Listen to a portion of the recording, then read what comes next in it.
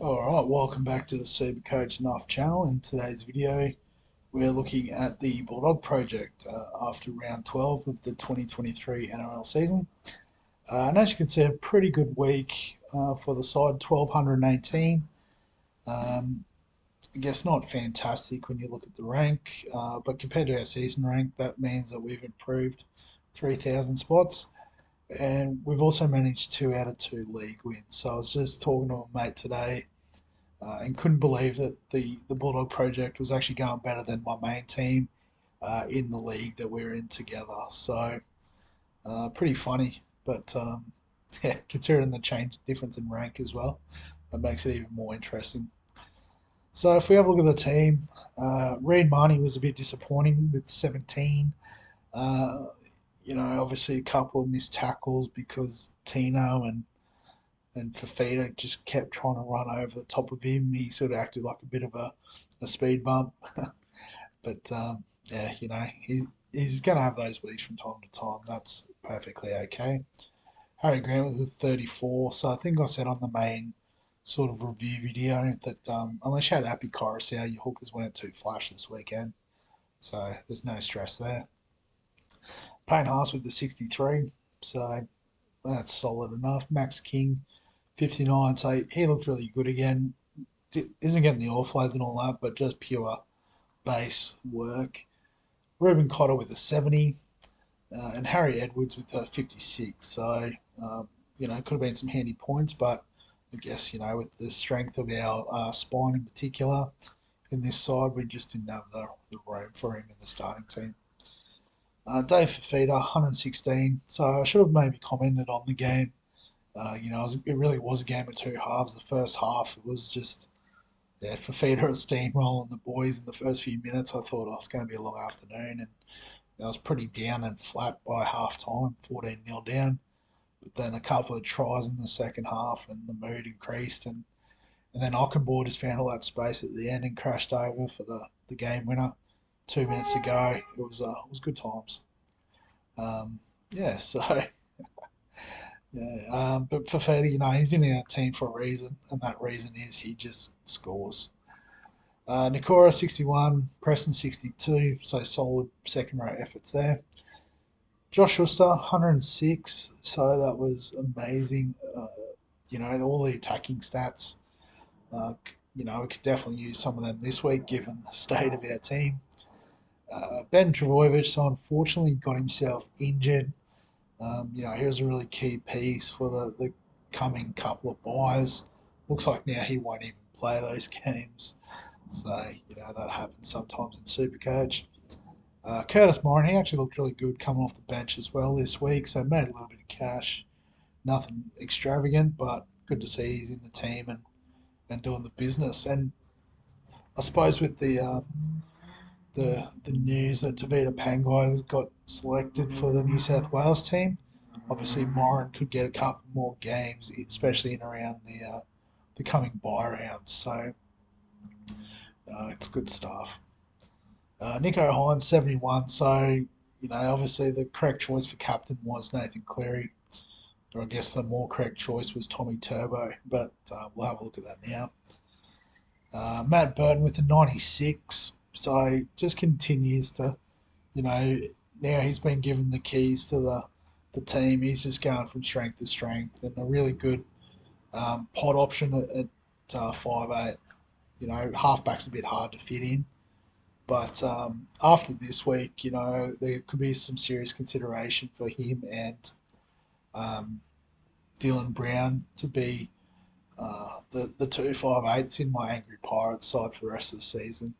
Obviously missed out on Origin selection, but surely if there's any sort of injuries in the squad, he can't be too far away. Um, yeah, Oluwapu, so 33, he actually looks quite good. Obviously, with Burton scoring 96, there's not a lot of attacking stats left to go around, but um, saw he shrugged off Brian Kelly in one sort of tackle, which was really impressive, and also pretty sure he whacked someone. I can't remember who it was. Maybe Foreign? Yeah, that's right. It was. Yeah, he folded Kieran Foreign, which was pretty good. to see. So the talent's obviously there. His time will come where he scores some points. But after this week, he's a really valuable asset in the team as well. So this is where I stuffed up. Apparently, for whatever reason, um, I didn't swap those two around. I must have done something after we did the team review, and I never got around to putting them back in. So I actually ended up only playing with 12 players, or 16 players, I should say, this week, which is why it's amazing I won 2 league games as well. But yeah, Manu and Nico Clockstar didn't play.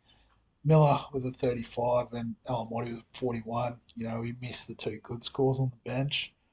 And yeah, we would have copped Ben Trevojevic's 8 as an auto emergency. So don't know what happened there.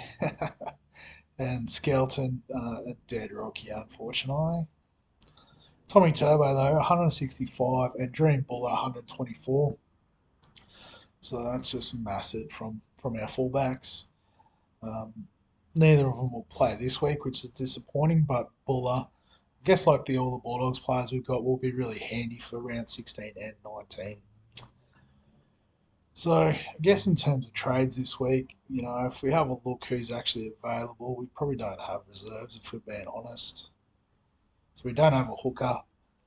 Um, we don't have a front row because Cotter and Haas are both named in the Queensland side. We have Josh Schuster. We don't have Burbo because he's injured. We don't have anyone else because they're all on buys. We don't have any halves. We've got a few centre wings though. We don't have Manu. How come Manu hasn't got the buy symbol? Interesting. But even then, we don't have the Hammer. He's playing for Queensland.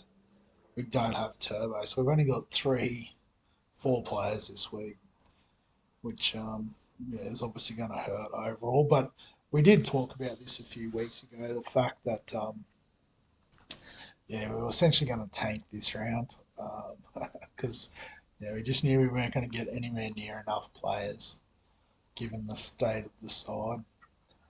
Um, and so I guess in terms of trades this week, we probably don't do any. I mean, if we look at the team as it stands normally, we've got nice sort of structure here in the hookers second row. We're happy with those 3 starters in the second row. The halves are nice. Centre wing, we've obviously got 5 decent options every week.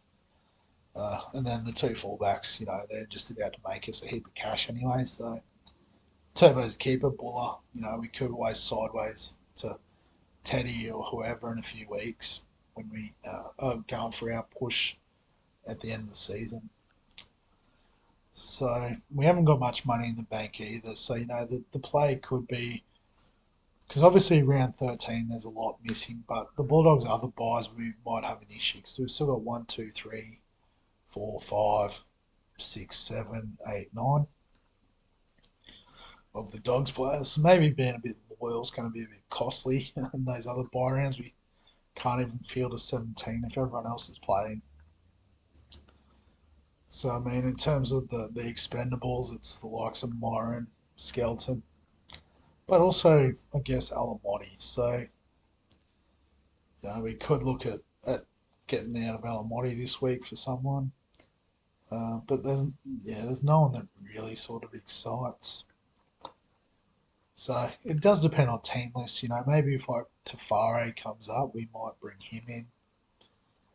But it's going to be a pretty disastrous week, I think, for the Bulldog Project, and that's okay. We can survive that.